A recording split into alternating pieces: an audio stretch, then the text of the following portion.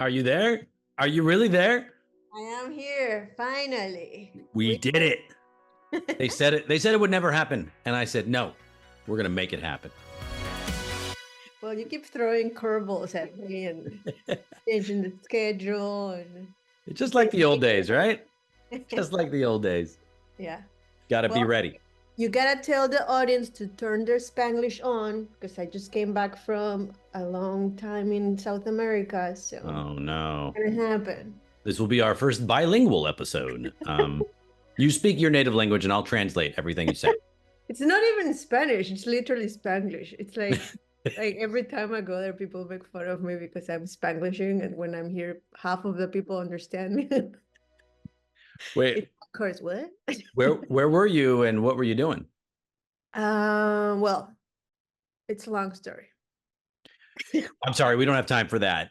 Let's go to commercial. Yeah, that's why we're here, for you to tell long stories. I left September of 2023 for 3 months in Mozambique, doing my dive masters while volunteering in scientific research in the middle of nowhere in the Wait, like Basaluto diving, like archipelago. underwater filming?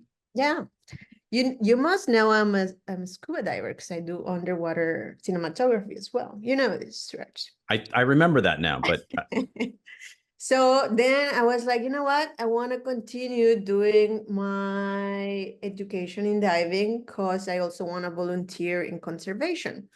And also, hopefully, in the future, connect filmmaking and diving. So, National Geographic kind of stuff, hopefully. yeah. I like, So, no, smart. Put it out there. Put it out there. yeah. So yeah, I just look up for programs that were to do conservation volunteering while doing the dive masters because it usually takes like 6 months, but 3 if you're full time. Right. So I found this ocean observatory in the middle of nowhere, and I spent there 3 months, and then it was pretty cool, rough but cool. It literally in the Indian Ocean. I lost myself underwater. I almost died a couple of times, but I made Wait, what do you mean you lost yourself? That sounds so spiritual. Like, no, it was scary as hell. So we are diving. I don't remember why I'm the last one on the group. It's like 10 of us. By then, we're in the rescue diving part of the course, and the dive master. It's only one of them. It's the Indian Ocean is super rough, right? So yeah. you dive from a rubber duck, you roll back, and immediately have to go down 100 feet, 30 meters. Okay. You meet there with the gang, and then you start diving. That's to get away from the rough. It's rougher the Yeah, closer you get yeah, to exactly. the But surface. also, like, you need to go down quickly, otherwise you miss the spot that you're supposed to be diving. Oh, right. So the leader of the team holds a buoy that tells the boat where we are because they cannot send how do you say those things that you put on the bottom to hold the boat in place? An anchor? Yeah, Anchor. you cannot have that because it's all super fucking deep. Right. Excuse me, you can beep that. I expected this with you. So to make the long story short, we're down there. Visibility is super like minimal, like literally 5 feet tops. Yeah. So my buddy and I are diving together. Also, it's like super rich by September, like food wise. So it's even less visibility. So it's rough, it's deep, it's dark that day. So I see this crab that is called a teddy bear crab what I thought was trying to get inside of a starfish. So it was super cool. So I stay there for I literally 30 seconds, no more. Mm-hmm. And all of a sudden I turn around and I'm alone. Oh I my don't God. see anyone, and I'm like, shit. So I swim around and I see nothing. Usually you can see bubbles from someone, but Yeah. nothing. So the protocol says that you need to dive around for 1 minute. And if you don't find anyone, you need to surface immediately, not doing your safety stop. Because again, the currents are super rough. So you might get drift into the middle of nowhere. Right. So that was also scary. There are sharks, bull sharks in the area, which was also scary. Okay. And finally, I was just learning how to deploy a buoy underwater. It's like a sausage. So you inflate it, but you Yeah. need to do it right. Otherwise, it takes you up with it, and you don't want to go to the surface really quick, because like the Because gas inside of you can expand, and then you might have like a medical issue, serious medical issue. yeah. So I did it, I do it right, and then I start coming up, like reeling, but I kid you not, I could hear my heartbeats. So, because it's like at some point you're so deep that you don't see the bottom, but you also don't see the surface, and also you don't see anything around you. So you're in like a blue void. So you know you're moving up, but you Yeah. have Also, no reference point. you cannot rush it, but you can also not be super slow, because again, you get drifted from the group. And Yeah. I mean, if you get drifted into like the ocean where we were, it's literally there's no more land nearby if you get drifted. Yeah. So you're probably lost. So yeah, I go up and I surface and I don't see the island. And I'm like, shit. And so I start moving around. And thankfully, the boat was like a few meters behind me, but like right behind me. So I was scared. But good thing, it was a good learning experience for everyone.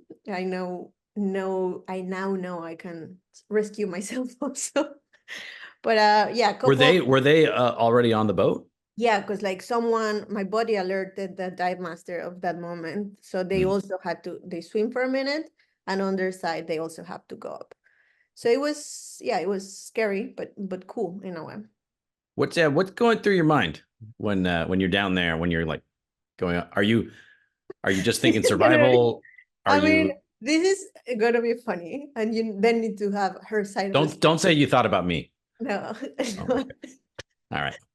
Kalila Robinson, also a fellow DP, she also is a scuba diver, and Uh-huh. she gives me a hard time constantly. We're like sisters, so we give us a hard time. So when I was going, I told her like, damn, I just purchased this super expensive insurance just in case I get drifted. There's a budget for someone to find me. Because my mom was like, just please don't get drifted.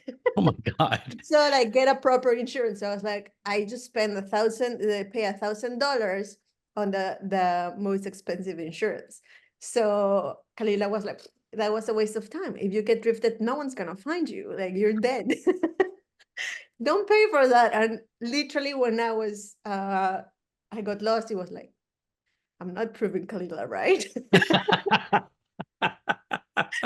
So I Although was like, you would have been right, but nobody wants to be right in that scenario.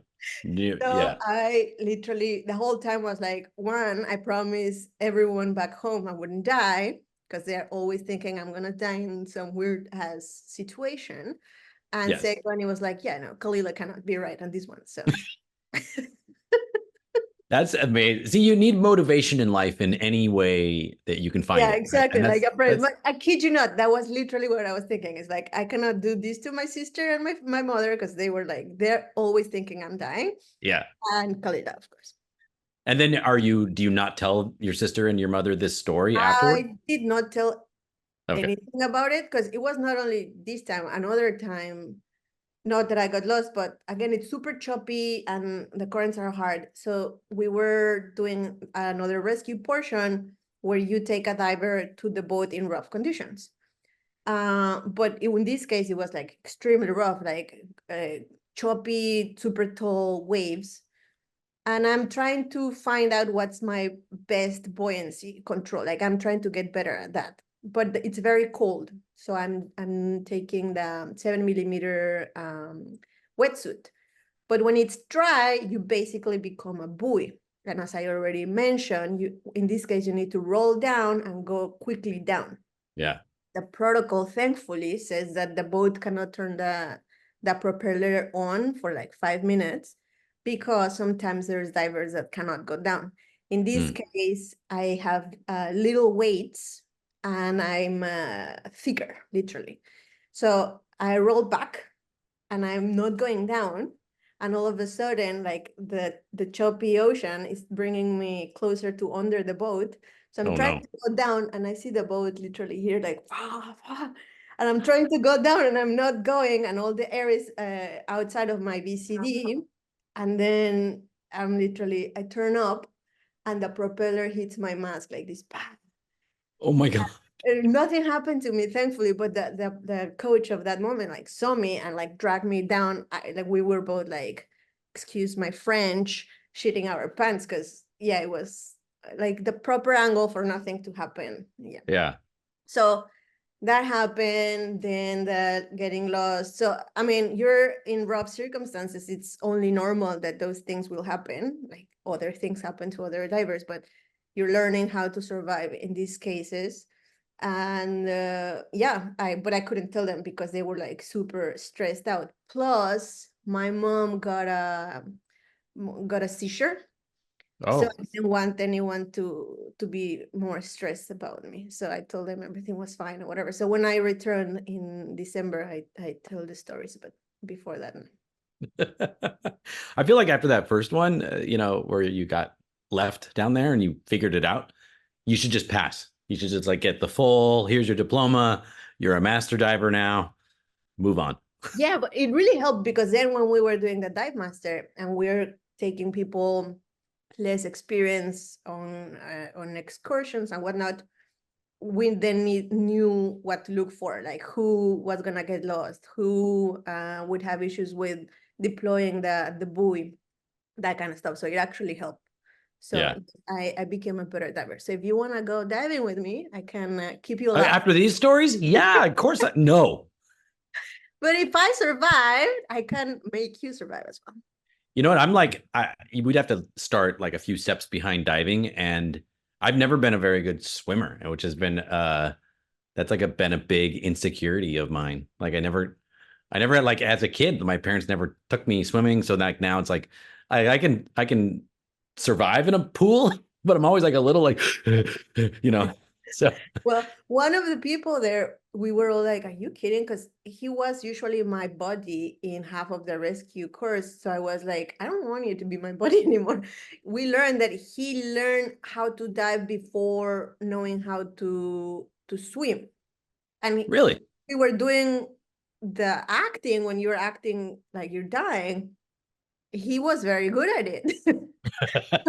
So at some point I was like, are you not acting? So we were all shocked that he was not a real swimmer. I mean, he figured it out, yeah. but yeah, we were like, I really don't want to be trapped in a situation that you actually need to save me.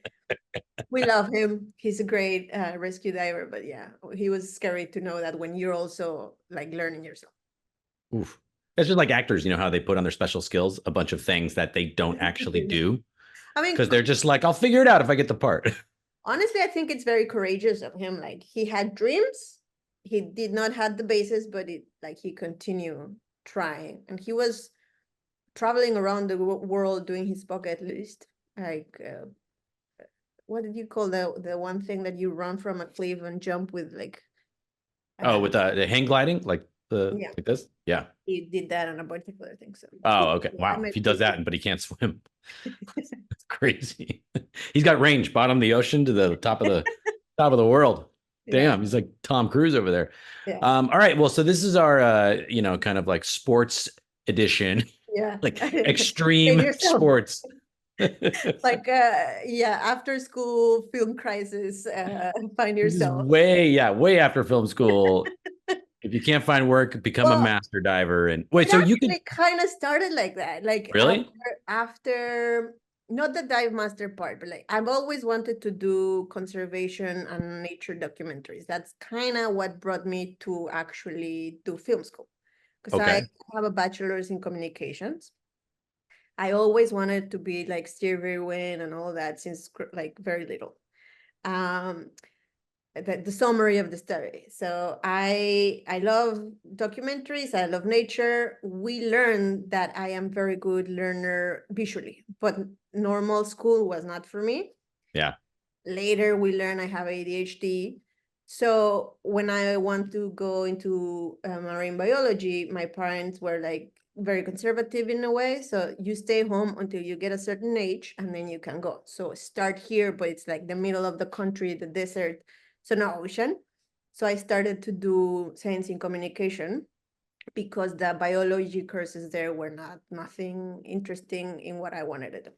Mm-hmm. So I do science in communications with a focus in nonverbal communication and hybrid media to later do film. I spent a little working actually in science in communication in Australia in an organization called Landcare Australia, which is conservation driven. But that's when I realized, like, no, 9 to 5 is not my thing. So I want to do film. I want Yeah. to be insecure about my future every single day. Don't So say that. No. I come to Mexico to get experience in actual film industry. I work at the biggest rental house in Latin America. Back then, they did not hire women. So my interview, I literally had to stalk them until they interview me. And my interview was to hold the biggest case for 5 minutes.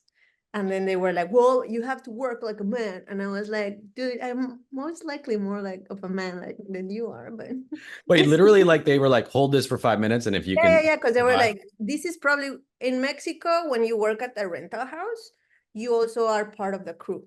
For example, you rent the camera and the lenses, and the second AC goes with you. oh, It's like a camera technician, but to yeah, save money, productions hire that person to be the second IC. Otherwise, they would have to pay them for an extra human being. right. So it was perfect to gain experience. And I would be working every day from one job to another, commercials, feature films, everything. So it was great because the biggest DPs work with that company.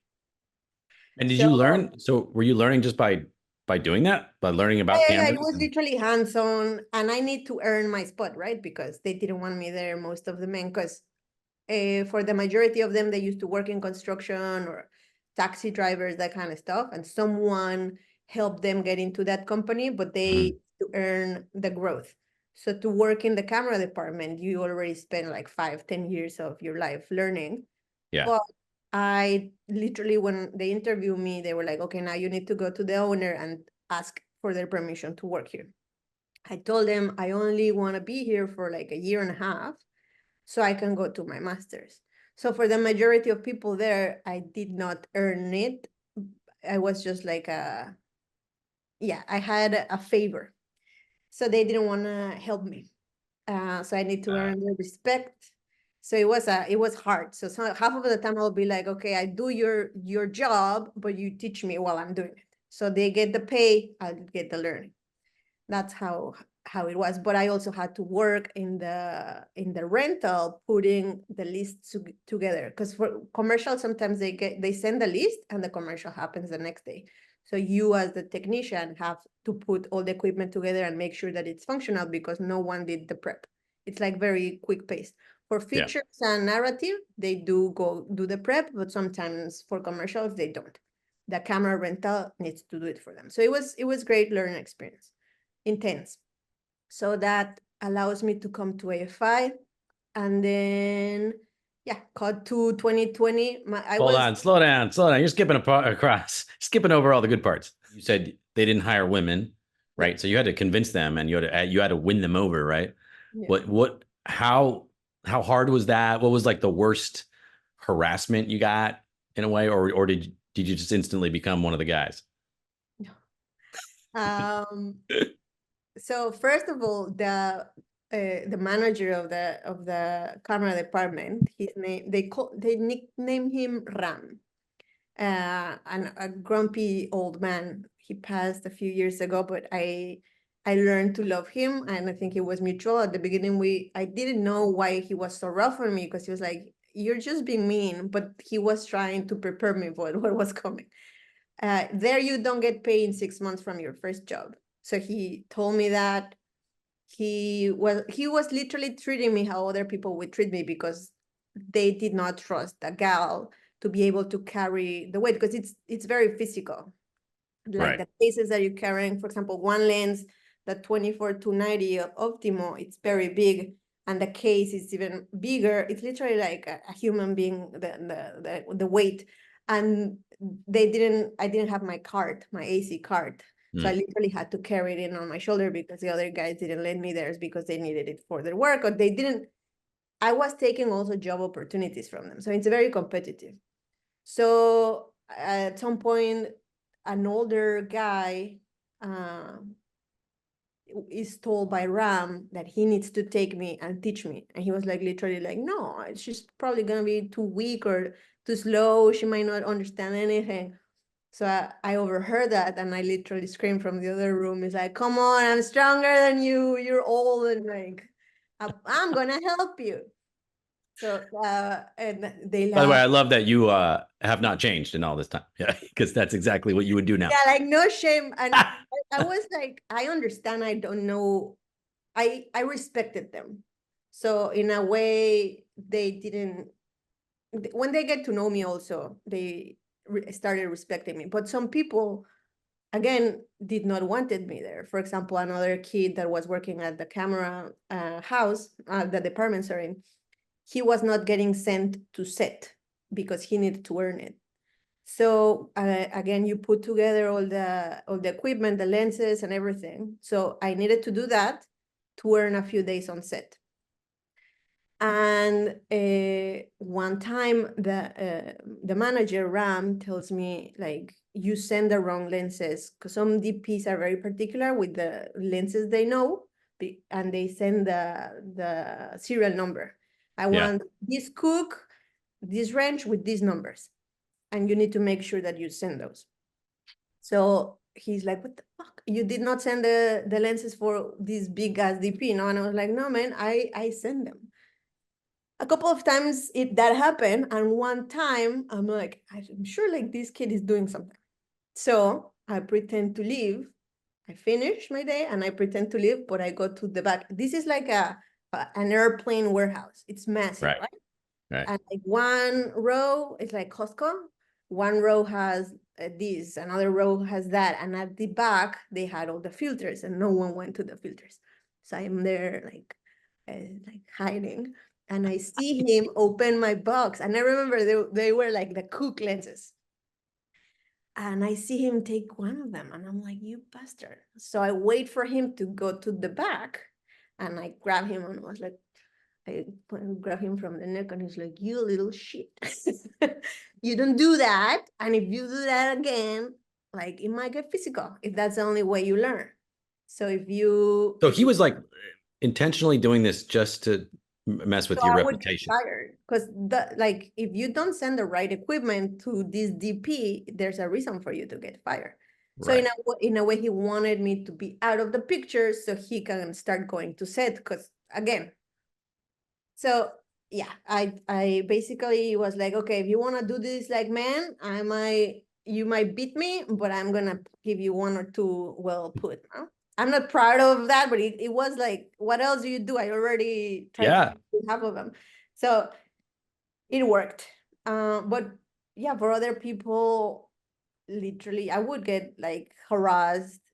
They were not intentionally or not actively trying to be, I don't know how to say it. It was not real, but the harassment was there for me to leave. So they would do like sexual innuendos, or like it was sexual, but no one did anything really. It was just to put stress on me to leave. Right. It's the mental harassment. But then I was like, okay, this is how you act. I'm gonna do the same. So whatever, it's open that I'm gay. So I would be like, oh yeah, that sounds so good. Maybe when your daughter is of age, that kind of stuff. So they would be like, oh, stop it. You don't say that. It's like, treat me like you want someone to treat your daughter. Come on. Like, so yeah, it was not easy. It took a minute to also to shut it off. I became like a pirate attitude-wise sometimes on set. So it was, it was a rough era, but it was fun, and I'm proud of that. Yeah. Sadly, probably good prep and training for, working on sets. Although hopefully that's gotten better. Yeah, it's very military back there in a way that whoever is on top of you can, or it was, Yeah. they can treat you as they want. So if they need to, if they are angry, they can be very rude to you.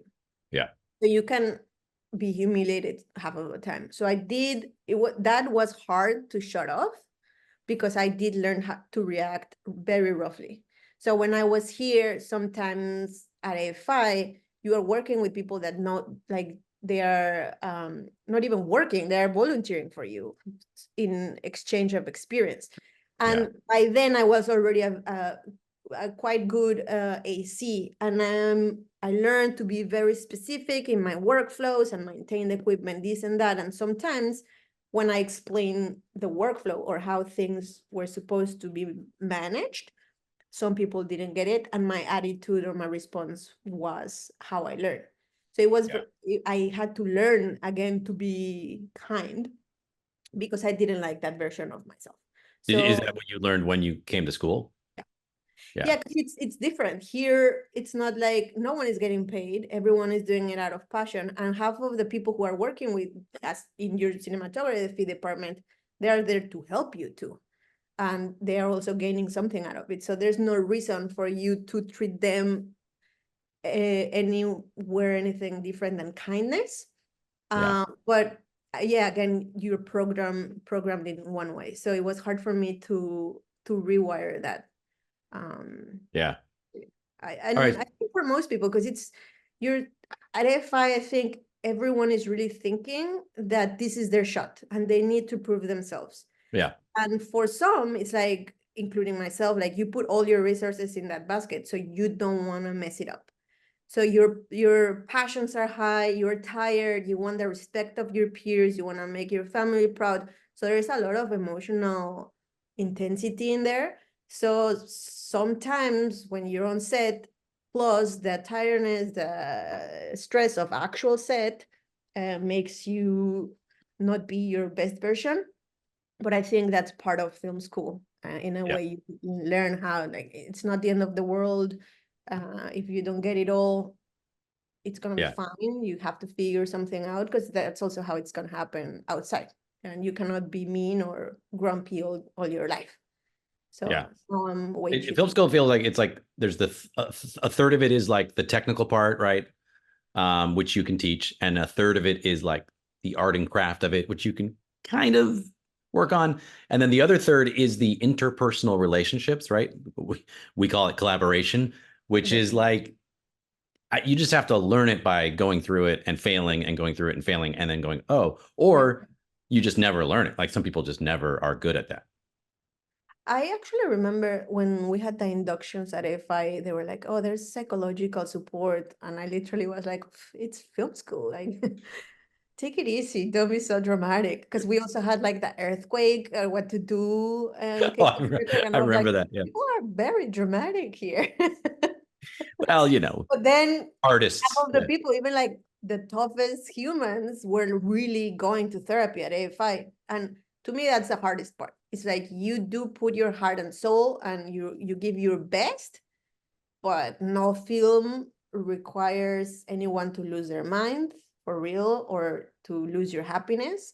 And I think if you are able to balance the emotional level or your emotional range as a human being working on set, that's when you do your best work. Yeah. Yeah. I think that's great advice. Hard to realize, you know, whenever, like you said, when everyone's like trying to make their best work and there's this competitive nature, even though that's not part of the program, it's just comes out. But you know, we always need people like you to kind of like to check people, you know, just like the kind of the level-headed stoic people. Did you ever get pushback from that of like, oh, you don't care enough because you're not fighting with everyone? No, on the contrary, I think I learned also from seeing other people act similarly to me, how the other side is. And there's nothing admirable or inspiring about that grumpy or rude person on set. And I remember once I was even volunteering for other film school, helping a guy that came to help us. And I was gaffing. And the AD, who was a student at this school, like yelled at me and was so disrespectful. And I literally stood up and I was like, you don't treat me like that. And until you don't change your tone, I'm not coming back to light this scene. And I was fired. Oh, oh wow. I didn't think it was going to go that way. Yeah. But then I was like, you know what?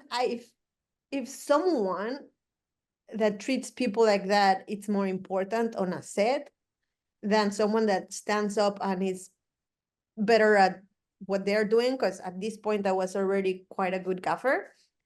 It's like they are the ones losing, and I don't want to be in a set where I'm mistreated like this.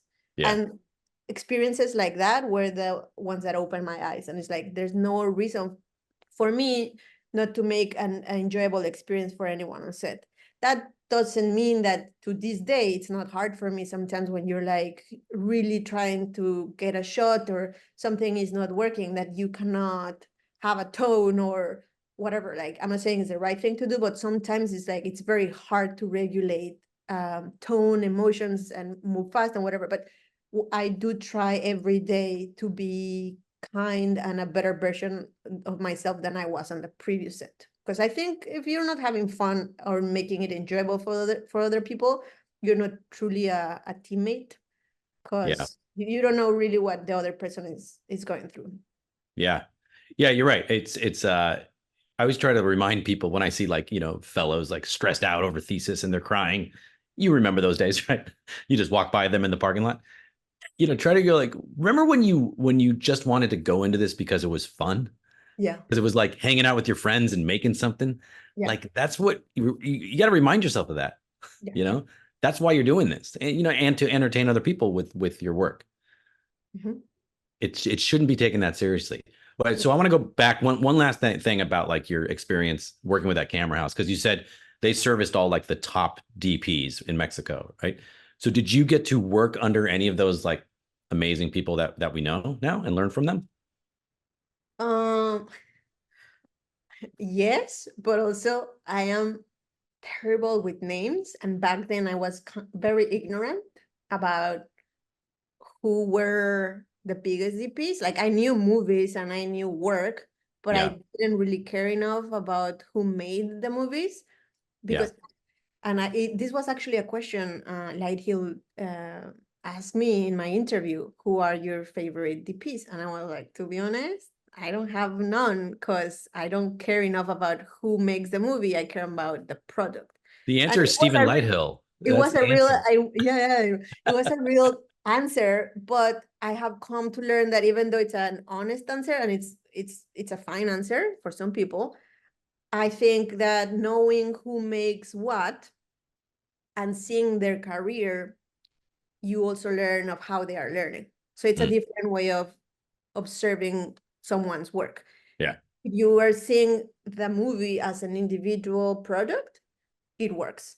But if you want to learn from other people's journeys, I think you need to analyze the pool of work. And for that, you need to know filmmakers in particular as individuals.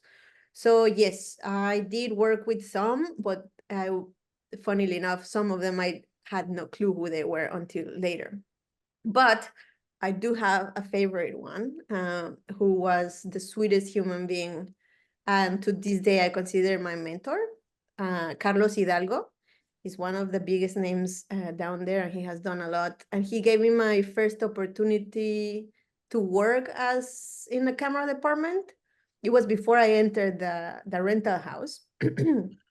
By then I met some people that led me to know other people. So in every job I went, I meet someone new that helped me get into a bigger project and la la la.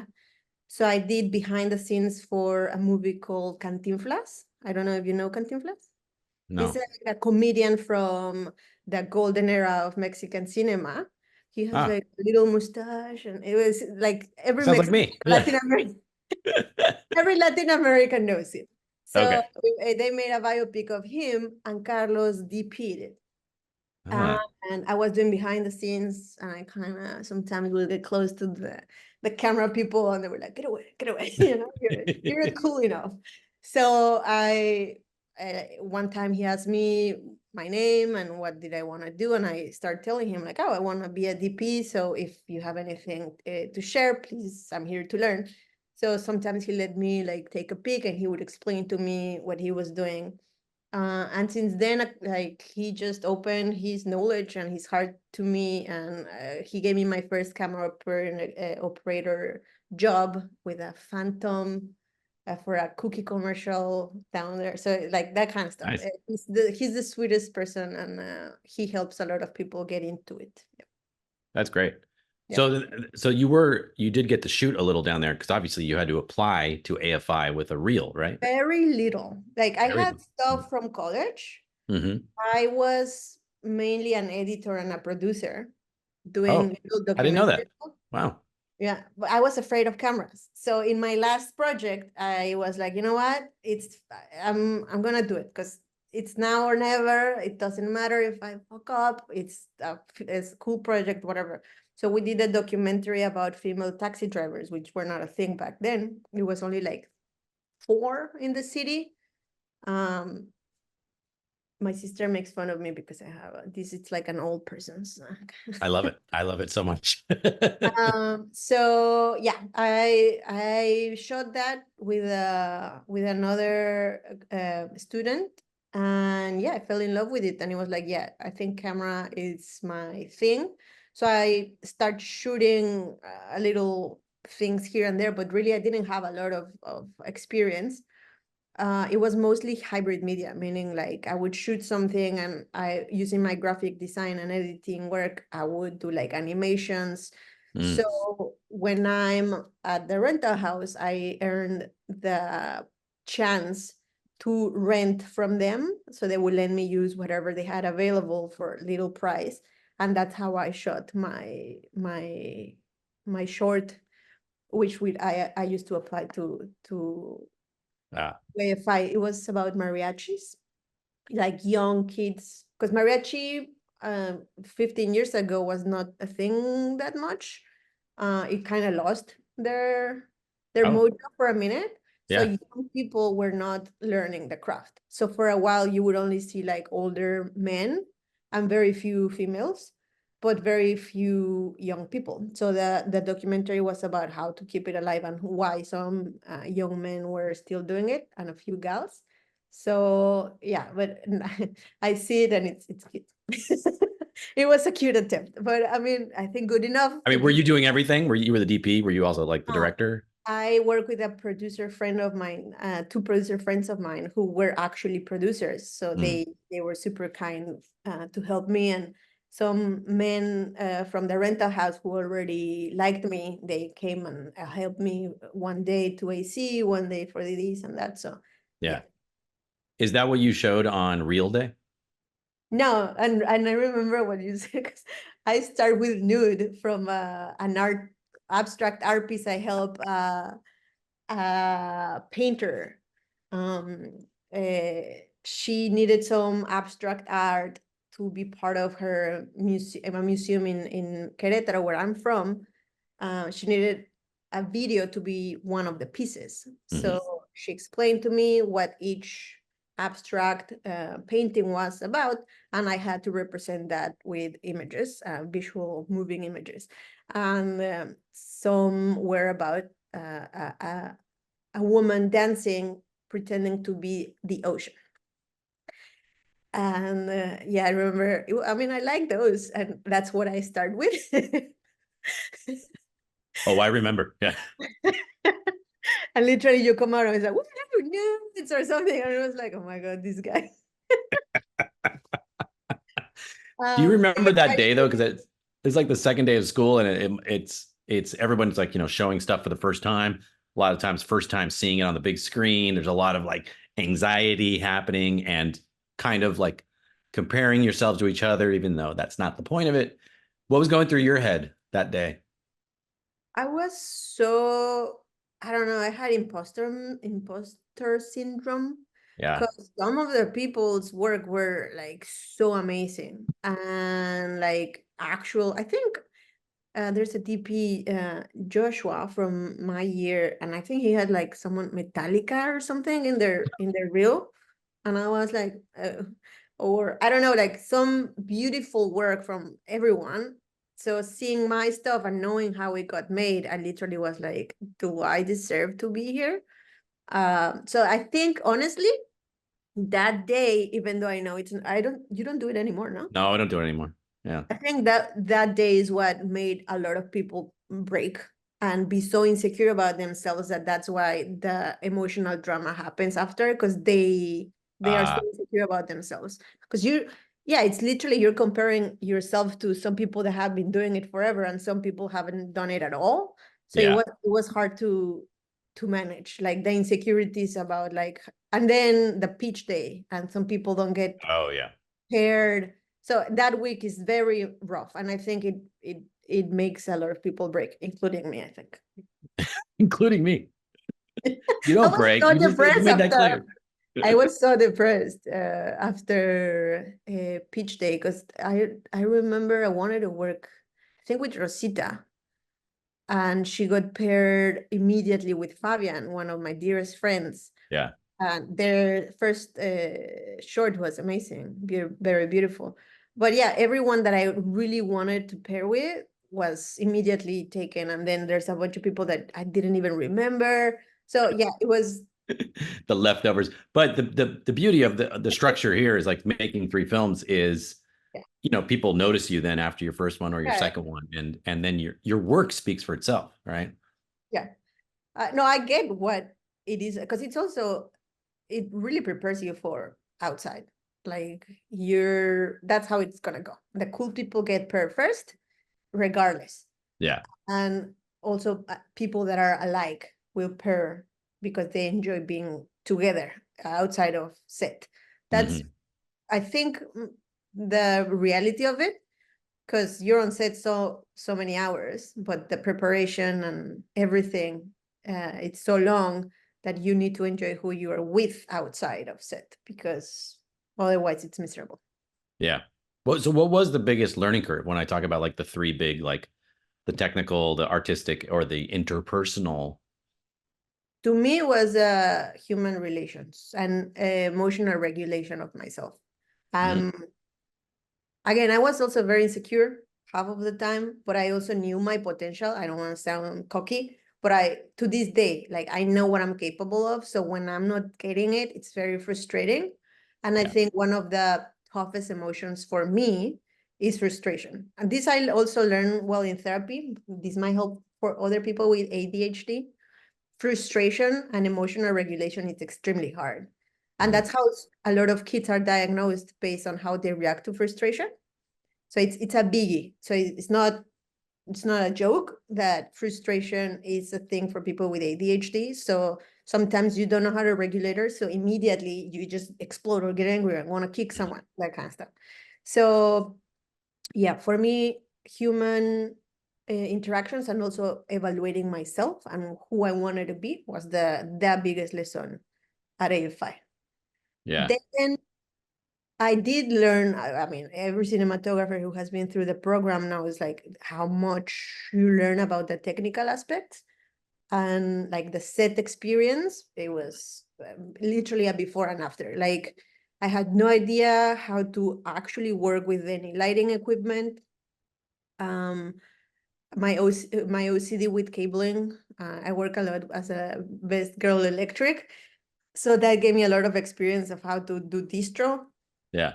and balance the loads, all kind of stuff. But that one, like before and after. Now I'm really comfortable working in most positions on set. To this day, I still work sometimes as a gaffer. So yeah, that one. And also like my knowing my worth in a way, like not allowing what other people think. Sometimes professors are also rough and they have their favorites, Yeah. but they're also humans, so they have a taste for either people or work. So I Yeah. don't think a professor can be fully objective.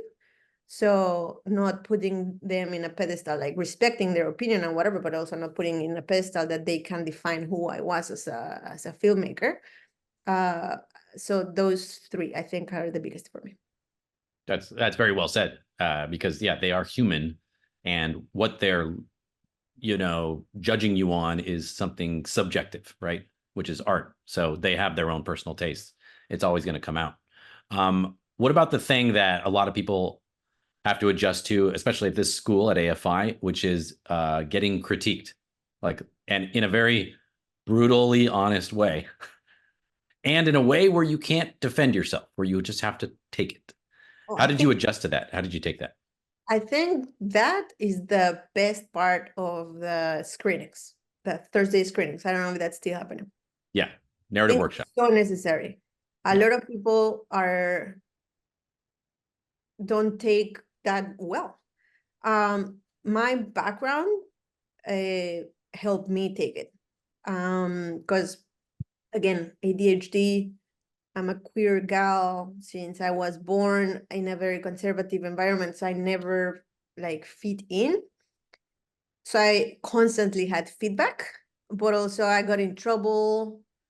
My personality. I don't get bullied. I don't let other people bully me. But being a non-feminine gal growing up, that gave me a lot of reasons to be bullied. So not letting myself be bullied caused more bullying.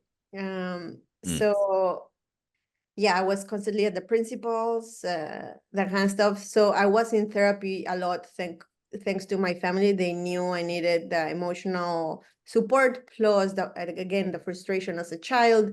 So my parents got me into therapy early on.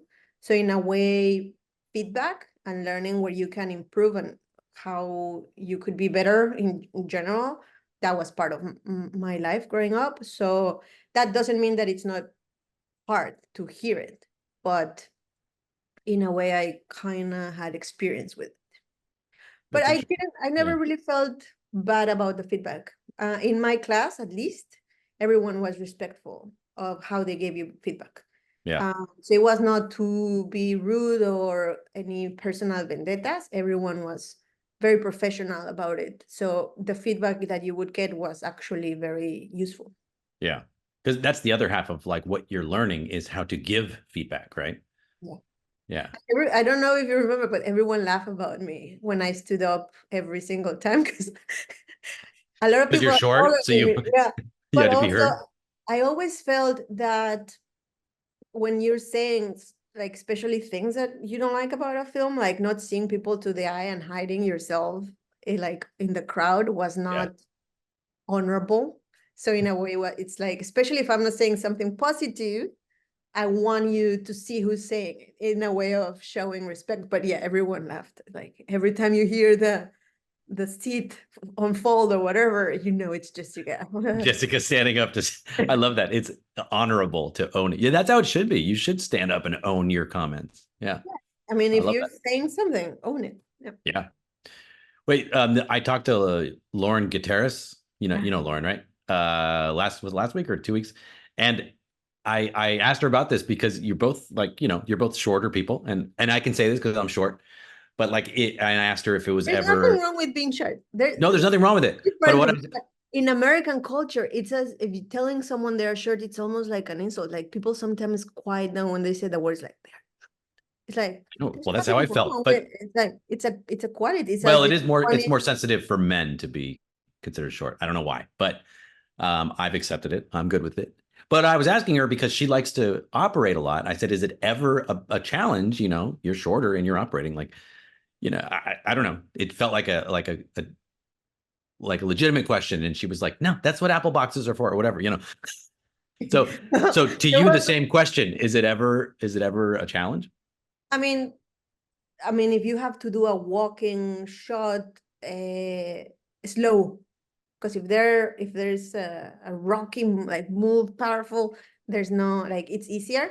But if you need to walk from apple box to apple box, a tracking, yeah. And there was a movie I shot in Mexico 2018. Thankfully, the actor was also Mexicans were short, so he was not taller than me in a big difference. But the actors was. So I think he had to work a little on apple boxes, and I had to work on apple boxes. So that one was complicated to execute for everyone, but I mean, the majority of times, taller people tend to go down with the camera. So I think it's harder for them. Easy rigs, and they put it down, or like they hunch or whatever. So the majority of taller people, I think, struggle putting the camera a little lower, because eye level, when you're that tall, I think it's, for some people, not that interesting. Yeah. So some angles are better from below or whatever. So this is something Andres Solorzano told me once, because when I was, we were talking about this because I was operating a short that he would soon premiere here in LA. But whatever, I was operating and we were talking about it, and he was like, no, half of the time I am lowering myself. So the fact that you're a little shorter, it's perfect. There you go. We're just better is what all you're saying, right? Yeah. I one time, Talasar, a professor of ours, he wanted us to pitch who was gonna operate for an exercise. And I literally raised my hand and was like, I think I'm perfect for this job, because it's a very tight space.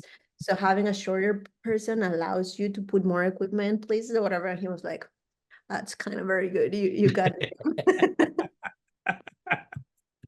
I love it. All right. So since this is called after film school, so an important part is like, how do you start that career, your post film school career? So what were the steps, and were you thinking about it when you were getting towards your end of film school? Were you like, oh, how do I start working here? Did you have to think about the OPT, O1 visa thing? Talk us through that part.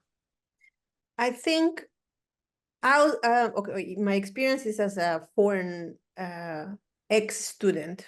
So I think it's different for Americans or people who can work here. Yeah. As a student, after you graduate, you get 1 year to work here, the OPT. And in that year, if you don't have a lot of experience, you have to prove or create a portfolio that will help you apply for the O1 visa to stay here. And they ask a lot of you to show off your work, and the more the merrier. So you usually it's 5 projects, more it's better. But so I had nothing that was in festivals prior. Thankfully, my thesis was super well received. We went to festivals in Europe, Camerimage. It's a big deal. Yeah. Cine Gear. So that also put me in a good place for people to put my name out there. But it was literally, one, I needed to get money because I had lost by then all the money from the scholarships. The loan from Mexico was done. So I needed to work, but again, no opportunity. So my fellow cinematographers, the closest ones, were the ones that helped. If someone had something, you work for them in either position. Again, the versatility of my personal experience helped, because I knew ACing, gaffing, key grip. I'm not the best, but I can do it. So I could work in a lot of things. But that's also when I start to do the underwater cinematography. So I would also have another area to work. But yeah, it was literally sometimes working for $50, like whatever it was. And I also had the experience of on set, sometimes you know someone that might give you an opportunity in another one. So your ego could let you pass on a lot of work, especially if you know it's bad. But knowing from experience in Mexico that sometimes the crappiest job might open and lead you to success later. Oopsie, sorry. Yeah, it was my motto, like just keep going, don't like cruise through it, and then one opportunity will lead you to something bigger and bigger, and you one day will just be the peak. Well, and that's another thing is like, crewing for others to get paid, which you need to do, right, to survive is important. But then you also have to think like you always have to keep getting those cinematographer credits, right? So that you can keep building it up and up, and then hopefully eventually get the feature ones. I mean, also there's a balance, I think, on how much you take, because sometimes I learned this later. Once you already have the experience and network, taking jobs that are low pay, those are usually the ones that you suffer the most. Why? Because you're going to be understaffed. Most likely they are the greedier ones. And oftentimes you have to do a lot of it yourself. So it's exhausting mentally, physically, and emotionally, because also it comes sometimes in those you work with people that don't have the experience, so they don't know how much you're doing. So you also devaluated in like how much you're doing. So it's hard on you. Some people don't know how to honor also your work. So it's sometimes hard on the soul. Yeah. So to this day, I do, when I know I'm getting a job like that offer, I also interview whoever is doing it. And if I don't like them as humans, I don't do the job. If I like I learn to get 2 out of 3. Either it's good pay, good story, or people I would enjoy to spend time outside of set. If I get 2 of those, I do it. Whatever it is. Because sometimes you get the money, but the story sucks or like the people suck. So you need to choose your battles. But yeah, I also think that it's very detrimental to sometimes take a lot of work if you already are getting enough money to get yourself by, or you're already having the projects that you are aiming for. So. Yeah. And I know like you and I have worked together in a couple of interesting ways in that like you were the Remember that cake one? What was it? Well, that's what I was going to bring up. I was going to say like so you were the still photographer for AFI shooting headshots, which was interesting and kind of outside of what you had done before. But then also there was that birthday party that we shot, right? So, but that leading to the question of like, what's one of the weirdest things that you did for as a job, as a cinematographer? Because sometimes people, just like, I want you to shoot, I've done some weird ass things, but the first that comes to mind, I did not do it, but it was like the weirdest proposition ever. And I did whatever work, and the PA was the quietest, sweetest girl.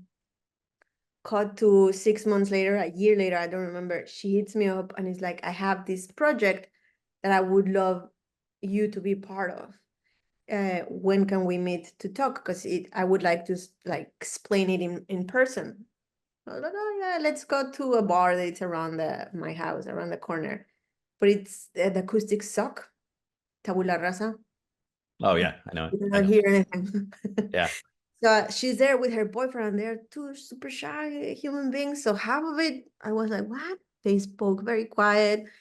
So they were like, yeah, it's we want to do this. It's almost like music videos for couples, but it's also, very artistic and whatever. So to make the long story short, I put one-on-one together, and they wanted to do some sort of like soft porn, because like making people's fantasies, like video fantasies, a reality, but in an artistic way. So like with real couples? Yeah. So it's like you are a couple and you want, I don't know, whatever, to be shot in this way, or like in this scenario, it's like a music video, and I would be there shooting. But again, half of the time I'm not understanding what they're saying. Well, now So I know why they were I whispering. was Yeah. very, very chill about it. I thought, oh yeah, of course. Yeah, absolutely. Yeah, tell me more. And what's the budget? But later the boyfriend like kept going and went deep on it. And that's when I understood. He said, oh my God, they are asking me basically to do soft porn. And I was like, well, what's the budget? Yeah, see, money's one of the things. So how did that turn out? No, I think I was like, yeah, sure, keep me posted or whatever. And I think a year later, they were in a sex convention in New York, and they asked me if I wanted to go or whatever to introduce me to the team. And I was like, sorry, I don't think this project is for me, but thank you. I don't know what happened. And there's another one. There's a lot. I mean, recently I also well, not recently, a year ago, I helped this trumpet musician. She's doing a documentary about the industry. A year ago, she asked me to shoot the live performance of a concert for the Grammy week. We started working. She asked me to put a budget to do 4 plans. build a crew. And I told her, okay, but you need to pay me per production. Yes, we will pay you later once the job is done. And I was like, no, because you're asking me to start a year earlier, basically. So per production and post-production. Normally, if the job happens quickly, you get it all at the end. But in this case, and I also knew she's one of those that tells you a lot about it, like makes it big, but she's very disorganized. So I saw some red flags and I was like, no, you need to pay me. It's like, okay, in December, I'll pay you. To this day, nothing. And like stooding up for myself, she was literally like, oh, sorry, no, there's no budget for it all. We need to cancel the shoot. So things like that are more the weird part of it. Like, Yeah. people who hype it up and make other people work, those are more often the case than actual weird experiences. So yes, I've done weird jobs, but I don't know what in particular comes to mind. No, those were good ones. I mean, the cake one. Well, Fill a room with balloons and shot testimonials for a birthday. That's a weird that one. was wild. And then it was, remember, we were editing it live, Yeah. and then we showed it that same night towards the end of the Well, party. you showed it. We were still in the room. Oh yeah, you were still in the room. Hiding. Yeah, hiding. And they never asked for the like a longer version, or like I still have all that footage. It's crazy. It's beautiful though. You did good. Are you dying? Is it really hot over there? I live in a third floor, so it's hot. And then Yeah. I close the windows for the sound. So I am actually very hot, but Okay. it's Well, don't worry. It's not going to go much longer. Not going much longer. We've been over an hour now. Oh, well, I actually know which is the weirdest project I've done, but honestly, the best one, the most rewarding, the one I just shot. A year ago, we were in Mississippi, really like tripping, doing like a weird movie with very like incredibly peculiar cast and crew as well. So that one, I think it's one of the oddest projects I've been. Yeah. But also honestly one of the most fun, and like everyone chef's kiss. I love the whole team. It's one of those that you actually enjoy, but it was excruciating. Because of the conditions. Yeah. Like yeah. Wait, what was that? That's not adult best friends, right? Yeah. Yeah. Oh, it is. Yeah. Oh, really? Yeah. Okay, I wanted to get to that because is that your first like feature, English language feature at least? No. I shot one while at AFI. You shot a feature at AFI? What? The AFI wasn't hard enough. He was like, you're gonna regret it, like, with his deep voice. I pitched. I made this production, everything like to convince him, because you're not allowed to skip class to work. Right. But I built my case and I told him everything and how good of an opportunity it was for me. And he literally just looked at me and he's like, if you want to do it, do it. But you're gonna regret it. He was right. He usually is, yeah. Yeah, we shot in Long Beach, I think, with a bunch of very nice people. So some of them became lasting friendships, but the movie, the story might have been there, but the experience wasn't, and the final product showed it. So, but it was a great learning experience of what not to do in further projects. Then, the other feature I shot was in Mexico, so that was in Spanish. Right. And then I shot this one with a crew, a director that I've been working with for a while, but mostly in documentaries. We are working on a feature, but documentary still happening. Oh, okay. Yeah, but wait, so Delaney, right? Delaney Buffett. You've been working with her for a while. Yeah. So, okay, I was going to ask you how you got this feature, but it's because you've had a relationship. Yeah, Frankie Chen knew from New York. Yeah. They work together. And Frankie now lives in New York. She's based there. And Delaney, right after the pandemic, moved here and needed someone to shoot like some content for Elizabeth Taylor's AIDS organization. Yeah. So yeah, she called me. She says, Frankie says hello.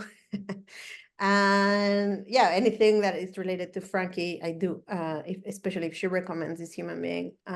So yeah, I show up to set to do a location scout. Delaney, she's just a very fun and interesting human being, and Marie, the producer, as well. Like, it's like you just see them, it's epic the first seconds that you meet them. And yeah, we shot. I love them both. They're also like, back then, Marie particularly, I think, was a little inexperienced on set. Uh-huh. But they are both like, yeah, we can do it all. And they were like, okay, we're gonna need someone to drive the van, but there's no budget. Who's gonna do it? And they're like, we're doing this. We can park it in my house, no problem. But Marie, I think, just had her license. Oh my God. The next day they show up and like the van is like massively injured. Oh no. Whatever, we had insurance, and like, I don't know, they're always positive, and Yeah. always up for anything. They're extremely capable human beings. So if they don't have the experience, they know they're just somehow gonna figure it out. And yeah, they put together a couple of other projects. Marie, I think, started to do her thing with Zachary in the production company. Delaney also has a production company with another amazing human being. And with those two is the ones that I was working mostly doing documentaries. They have a sense to find, like a sixth sense to find very weird stories. So their documentaries are always incredibly fun to work on. But yeah, most of the work was documentary. And then one day she hit me up, I think I'm ready to do my first feature. Would you do it? And I say yes. So it was like it was no interview audition process. It was like you're our person. Yeah, she was upfront. She was like, there's very limited resources, and I also want to act. Are you up for it? And again, to me, the most important thing is enjoying those who you're gonna work with. And I adore working with her. And also, by then, she also knows about my personal goals of working in conservation and that kind of stuff. Yeah. So she was very supportive of, I put together like a concept for a TV show that hasn't been picked up, but she was like, okay, maybe if you talk to this person, or this person can help you, give you advice, like super supportive of me. So I also wanted to pay back and support her in the best of my capacity, do this movie. Yeah. So talk about the challenge of your director is the star of the movie, and for you as the cinematographer. Well, in that first movie I made, that director also act. Oh. Did he? No, sorry, it was a few shorts I worked. And by then you realize that it's most often a bad idea. So I spoke to her and was like, okay, there's a lot to deal with while you're on set, especially because in documentary, you are more, I mean, it's also super hard to go with the flow, but you can adapt and just deal with it. On set of a narrative, in a way, it's, I mean, things are going to happen, so your attention needs to be on adapting. But then if you're acting, how do you switch it up in between takes or whatever? So I spoke to her. I told her upfront, if you want to do it, I support you, but I just want you to know that I usually wouldn't take a job like this, because sometimes it's a perfect storm. And she says, no, it makes sense for me because the story is also somehow based on my relationship with my best friend, and her best friend is the co-star. So she had her reasons, and I also know, again, she might not have experience in a lot of things, but she's an extremely capable human being. So if she believes that she got it, I know she's somehow gonna find a way to do it. So I knew it was gonna be very hard for me, but again, I also took it because I wanted to be supportive of her. And I don't know, I think I'm not the only person who can say this about her. Like, she has a quality, like super nice vibe, and she's so kind that half of the time you're just rooting for her and wanting her to get the best experience also, because she's also trying that for everyone. So you just try your best. But yeah, again, I think this movie has been the toughest project of my life. Not so much on the requirements of it to get done, made, but the actual project, how it happened, it was super hard. It was hard. So wait, just give us the basics, like how many days shoot, and you were in Mississippi, you said? Yeah, I think we were 2 weeks in Mississippi and 2.5 weeks here in LA. But Mississippi, we flew to New Orleans, drove to Mississippi, and I think the next day we started. So it was intense. Yeah. So no like scouting, no Yeah, we prep. went scouting. I think somewhere in June. Oh, okay. We scout for a day. Again, it was weird because the key grip and the UPM, I think that was his title. Two dudes that I'd never met before. Of course, Delaney spoke with and found them. They were just cruising us around in a golf cart and a pickup, and they were like, "Oh yeah, you want a bar? Yeah, let's go to Rudy's or whatever." And like, let's go to Mark. And we were literally going, and they were drinking at every single bar, like the whole day. But yeah, it was one of them is a real estate agent as well. Oh, So it was like, oh, you're looking for a house like this? Oh, let me call Matt or whatever. And then we just show up at Matt's house. Or one person was like, oh, I'm not there, but just let yourself in. And you were just walking around someone's house. So yeah, the scout was interesting. wait, so it was like a year ago in Mississippi, like the hottest place on earth. Yeah, and most of the Mississippi scenes are indoors of a house. So imagine 9 people, I think, 9 actors, Yeah. everyone, no AC. Yeah, it was it was rough. I kid you not, half of the time when I had my eye on the viewfinder, I Yeah. had to like step out a little because it was like filled with sweat. And yeah, it was challenging because also we didn't want to do overnights, and half of it's at night. So we had to tent the house. So that would also make the heat Oh stay. yeah, let's keep the heat in. Yeah, good idea. And yeah, again, it was super ambitious to do Yeah. in the amount of time that we had.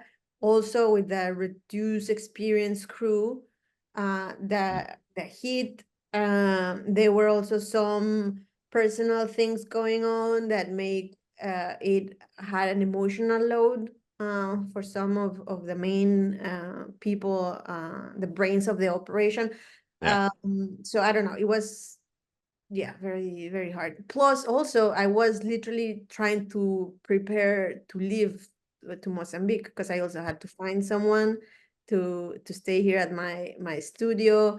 By then, I realized in South Africa they changed the laws for Mexicans, so now I needed to get a visa. Oh, So it was like a it was lot. a bunch of other stuff happening. So Yeah. All right, so going back to the onset, like because she was acting, Delaney, were you ever like, because you're the closest person to her, right? When you're operating, did she ever rely on you for like, how was that? Yeah. a lot. But also 90% of the cast was their friend. They were like literally all best friends. Yeah. So Marie particularly, she's very blunt and one of those people that get away with like, you like her with being so unfiltered. But literally you would hear her from, oh, I hate it. And like she was bawling her eyes, and we were all like, Jesus, Marie. And Not something actors are used to hearing, yeah, but so yeah. yeah, she relied on me a lot about the technical aspect, but the acting and the vulnerability, Katie is literally her best friend. Mhm. So she was also a lot on the monitors, and Marie. And well, I mean, if Marie say something beautiful about it, you took it, because she was very upfront when she did it. But it was very funny to hear her, because she speaks like this also. So you would hear her on Video Village, just like, oh, I hate that. That's so great to hear though. Like your most recent project is your most like, satisfying, fulfilling, and a good experience. As a DP, I don't know if this happens to anyone else, but until you see the project, because seeing rough cuts, it's rough, Mm. especially for morale.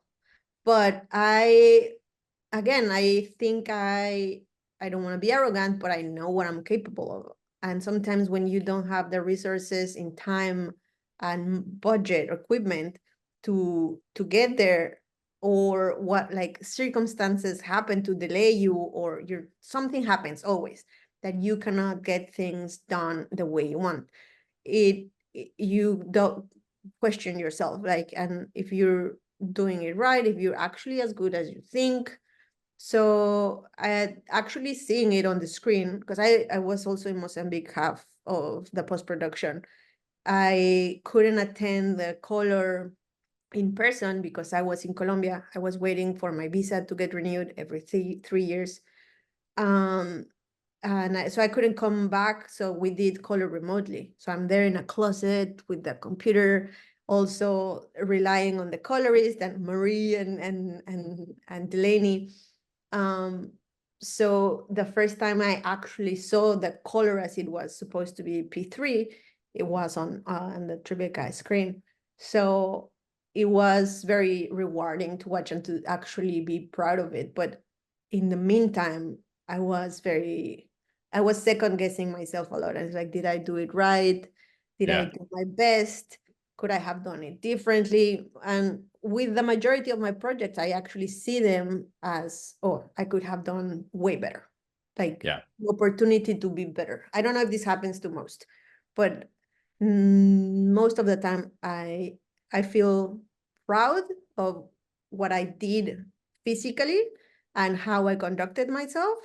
But there's always I could have done more, or Yeah. if I had more resources.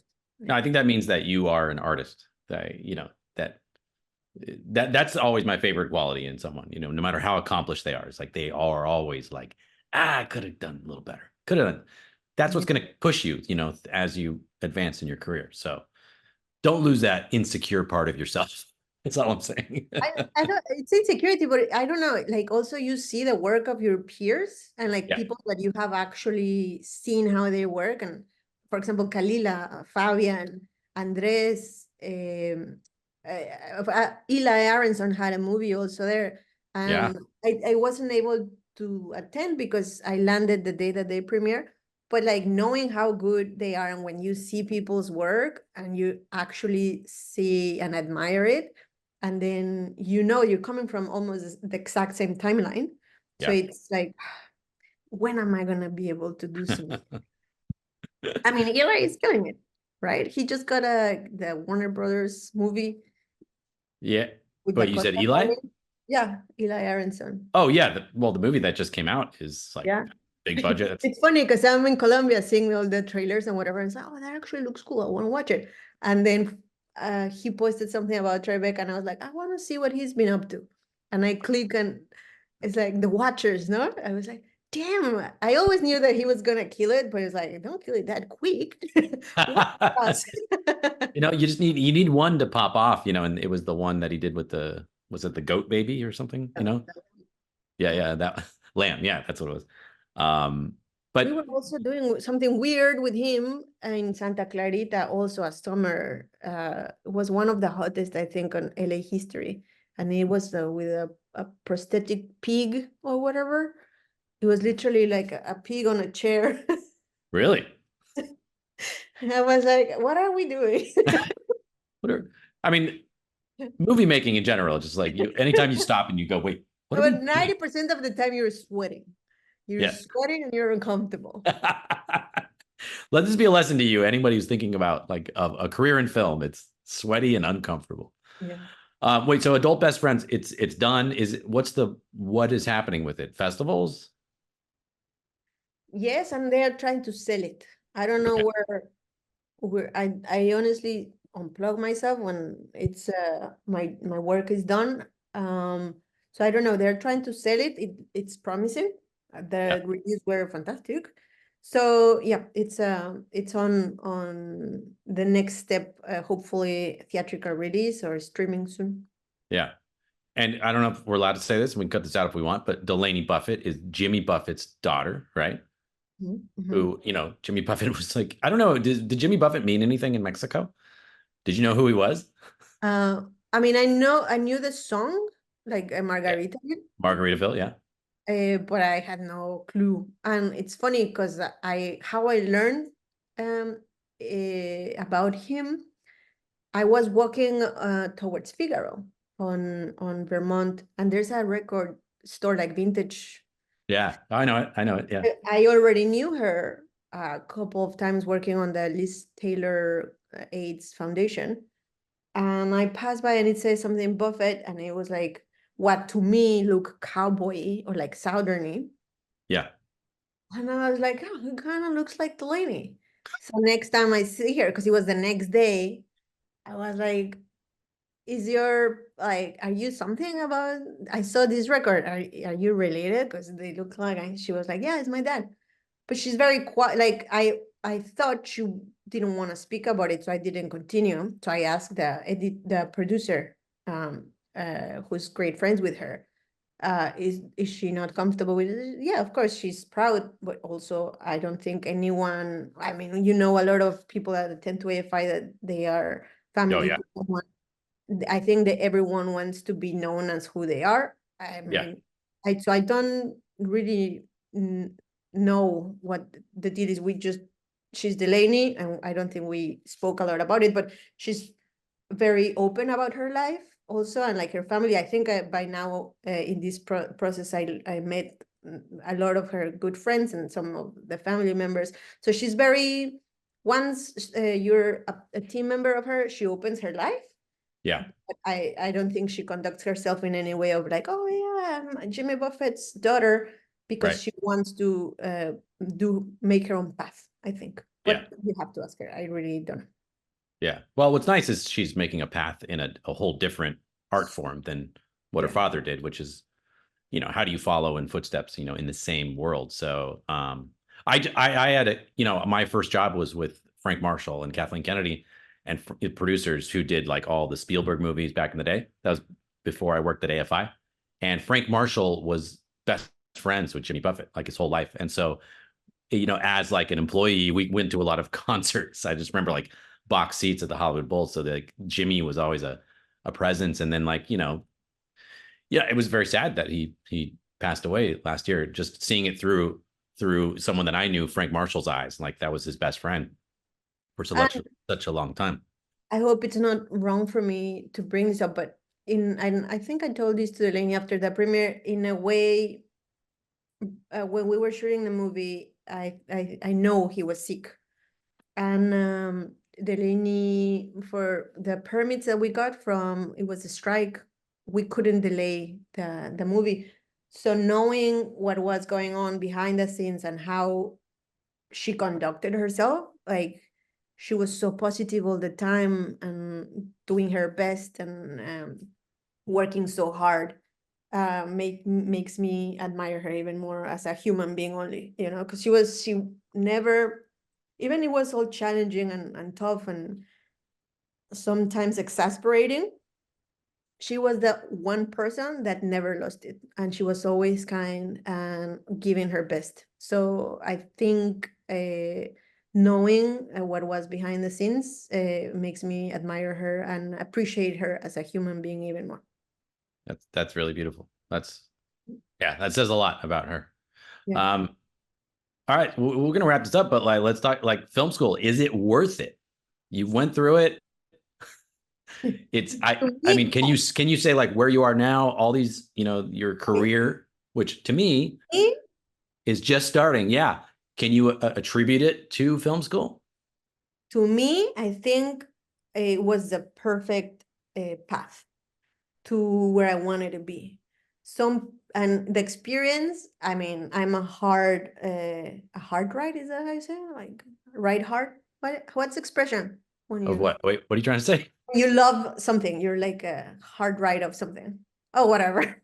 I love AFI. You love it. Some people don't. Some people had a horrible experience and are Yeah. like, well, AFI is overrated. In my personal experience, I got exactly what I wanted from it, not what I thought, because I don't think you're prepared for it until you go through it. But for me, it was the right experience. I met the people that became my family here in the States. I took a lot of opportunities. I took a lot of beatings too, like emotional, but I don't know. To me, it's like the whole experience was right. But I also believe like one makes their own experiences in life. So if you go there and start complaining about everything, I think you're not going to enjoy it. And truly, I think culture plays a big role on it. It was my cultural shock here in the States was learning or seeing how much people complain about what they have, which in a way it's good because I think you as a society are constantly changing and have a lot figured out. I'm not saying everything, there's a lot to work on, but you do have some things figured out and a system because you complain. But a lot of issues, people don't find joy every day because they're constantly complaining. So I think, And so Mexican culture is there's more joy found in the day-to-day life. I mean, there's a lot of everything, but a lot of people are like, whatever you have, you're grateful for, you know, and whatever comes to you, you're grateful for. Like, I think Latin American cultures tend to be a little more joyful. Yeah. But yeah, here, most of the American people were constantly complaining, which also brought a lot of change and progress in the school. But I think if you don't balance it properly, it just becomes also a nightmare. Like I think the year below me, I think they were complaining so much that the system crashed. So I think there's a little balance and you need to enjoy what you're doing. Otherwise, what's the point in being there, spending all that money? Yeah. That's such an interesting perspective on like American culture. You know, because when you say it like that, it sounds like, oh, that's a critique. Like you complain so much, but you're right that in that complaint or it can't just be a complaint. That's the thing. It has to be a complaint with the effort to try to fix that thing that's wrong, right? To work on it. And that's hopefully what you mean by that. Like the strive to always get better. Yeah. Yeah. Or we're just a bunch of complainers. Well, Jessica, it's fun to see your career just like starting to take off, and it's gonna get bigger and bigger. You know, I want to see the adult best friends. I feel like you and Delaney and Maria should come, and we should do a little screening and talk sometime. Yeah, I mean, they are super fun to speak to. It sounds fun. Yeah, they are very fun. That the whole crew, again, it was always so stimulating in a way, the jokes, the conversations, but also you're trying to get stuff done. So it was also hard to work because everyone was also so fun. So yeah, you should invite them over. Okay, let's do it. I really want to see it. So until then, this is like the first of many conversations we'll have because you're going to be making a lot of movies. So we'll have to do this and go deep into one of them. Yeah, next week. Just like you go deep into the ocean. Oh yeah, there you go. Next week. Don't be a stranger. I'll see you around AFI, and thanks for doing this. And I'm your biggest fan. Thank you. I love you. You're the funnest. I'll see you soon. Bye. Bye.